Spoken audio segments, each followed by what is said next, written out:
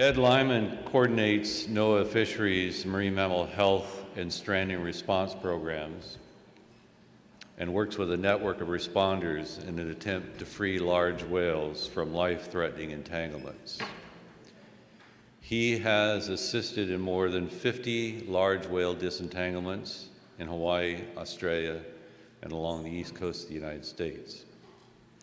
Ed is a staff member of the Hawaiian Islands Humpback Whale National Marine Sanctuary, which was created by Congress in 1992 to protect humpback whales and their habitat in Hawaii. The sanctuary is co-managed by NOAA and the state of Hawaii. Through education, outreach, research, and resource protection activities, the sanctuary strives to protect humpback whales and their habitat in Hawaii. Pacific Whale Foundation, its captains, and our eco team are proud to be a member of the first responder unit for Ed's team. I'm happy to introduce to you Ed Lyman.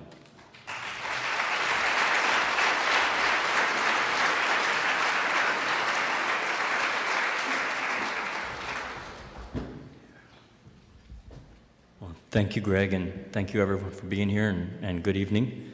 Well, as you know, both Greg and Bill have introduced the threat, the global threat of marine debris, and to not just large whales, to many different marine animals out there.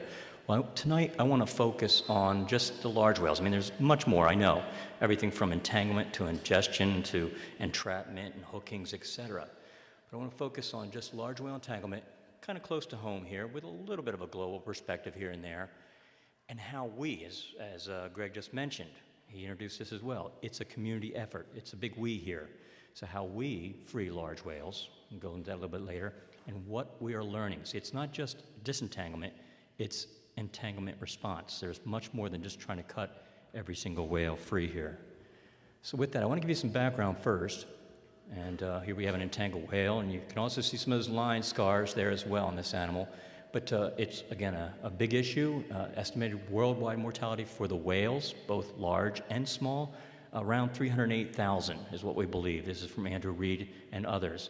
Now, if we come a little closer to home here, North Pacific, from the data that we have, as well as NOAA Fisheries, almost 90% of the large whale reports of entanglements end up being humpback whales. So it kind of comes close to home there. And then data suggests about one in every animal reported dead, so large whales. There's actually 9 others that are actually falling victim to the entanglement. So just some broad numbers. We actually don't know the exact magnitude, but here gives us an idea. Scar studies, again, you see that animal swimming there with an entanglement, some of it which still exists, but you see that line scar forward on the body. Those scar studies show us that maybe in some populations, over 50% of the animals have been recently entangled. So those are big numbers. And then last one there is just overall, you look at that, and entanglement threat for these animals is a large human-caused, anthropogenic cause of mortality and severe injury for the animals. So what is the impact to the actual individual animals here too, as far as background? One is the injuries, the trauma caused by lines, cutting into the flesh. In some ways, smaller gauge lines might be worse than others, and the strength of lines. Greg's already mentioned the fact that lines in the past were more natural fibers, they broke down easier, so maybe that was part of why we're seeing a greater frequency of entanglements today, these plastic lines, and polypropylene, polyethylene.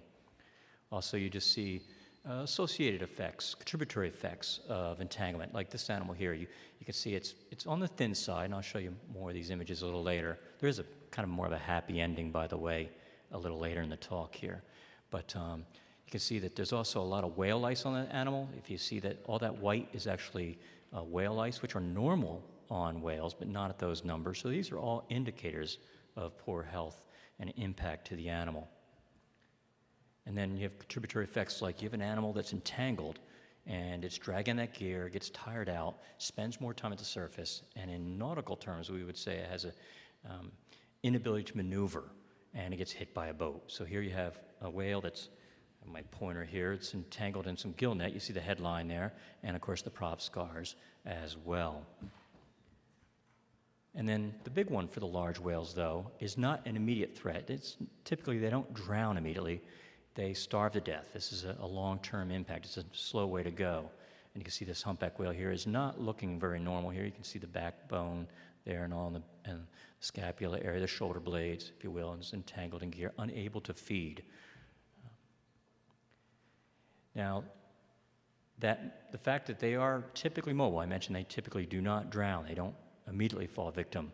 Is sort of good news, bad news there. Again, we mentioned that they starve, or they can starve, but the fact that can buy them time, the fact they're mobile, they can get back to the surface, take that next breath of air, and that buys them time, and it buys us time. This is a yearling, by the way, that actually Pacific Whale Foundation had a lot to do with saving this animal. They found it several times for us, but we'll go into that a little bit more later in a little more detail. But then they buy us time, and we can, with that time, disentangle the animals. Not an easy thing to do by any means. These are 45-foot animals, 40 tons in weight, and this is a whale we cut free back in 2007. You can see some of the cuts being made.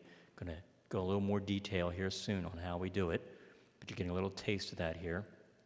So this is one avenue we have of helping the animals, but it's not our ultimate goal. I mean, we do want to save some whales, and we have saved some whales, but there's more to it than just disentanglement. And that's why I titled this Entanglement Response, because it encompasses not just freeing some animals from life-threatening entanglements, but providing an experienced and authorized safe response. Again, it is not easy, believe me. And the last bullet here is extremely important. We want to gather information, confirm, verify that information, so we can reduce the frequency of entanglement in the future, or at least reduce the severity of it. That's our ultimate goal here. And I'll be giving you some information a little later in the talk on what we're starting to find out. Starting to gain some information. Now, it was David who said that Hawaii is very unique and a very important environment here. This effort here, for us, this disentanglement effort, is not unique in that regard. And here's some effort from the East Coast. It's not a humpback whale. It's a right whale.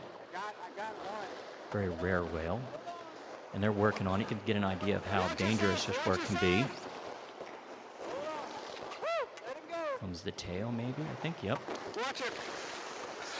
I'm going to be showing you a lot of this helmet cam footage throughout the night here. But there you get a sense of what might go wrong there. They didn't get hit, but it came close. And again, this is from the east coast of the U.S., a different species of whale than what typically hope we don't start finding around here. But this effort has been going on worldwide. So we're not unique in that regard. In some ways, I would argue fishermen are probably the first disentanglers. But we are unique in several other ways. It occurred to me just the other day when I was preparing this talk and seeing David's title and all there. So I went ahead and ran with it a little bit here. And our uniqueness is that we're expanding that effort just by looking at especially the humpback whales here, this very important habitat for humpback whales, breeding calving ground, primary breeding calving ground for the central North Pacific stock of humpback whales. That in itself is important.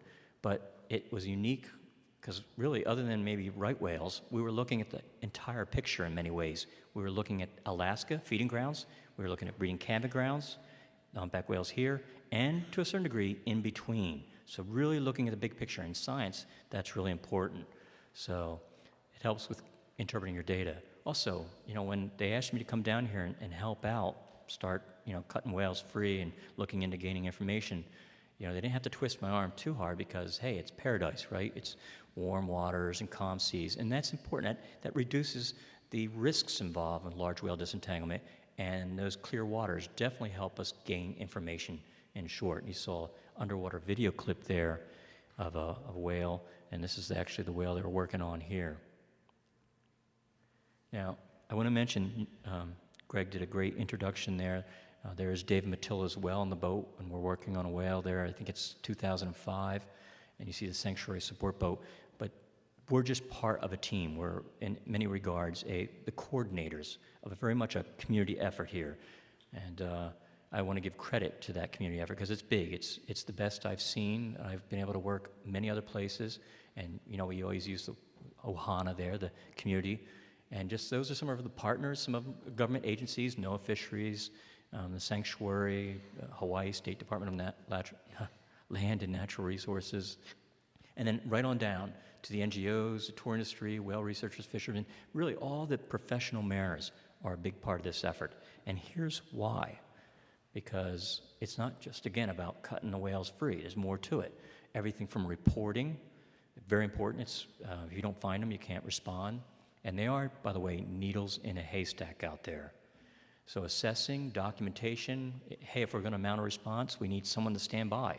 A lot of times, if no one stands by, and this is one of the roles that Pacific Whale, well, they played all those roles, but when they stand by on an animal, our success rate is much, much better. So lots of roles to play there in this community effort. And I've shown this image of Maui Diamond too, because this was the boat that found the whale off of Maui last week, last Thursday, and was able to stand by, and we were able to mount an effort. And I'll tell you a little bit more about that animal towards the end here. And so all that effort has greatly helped us. Here's the reports. And these are, by the way, the initial locations of those reports. So 179 reports, 95 of those confirmed as representing entangled large whales. And by the way, these reports pretty much are, well, let me put it this way. They're not necessarily where the whale got entangled. In most cases, it's not where the whale got entangled. A little hint of what's to come. But it represents where the whales are and where the effort is for the most part. It's where a lot of the boats are out there in the League of the Islands. And how that breaks down as far as the number of animals, well, at least over season. Well, it's actually reports over season. So you see the seasons on the x-axis there, and the number of reports on the y. It has increased over time. The darker color is the confirmed reports. The lighter color is the unconfirmed reports, but still generally increasing over time. I did put in red here just an idea of the population increase, because that's probably part of the what's happening there is more whales, more entanglement.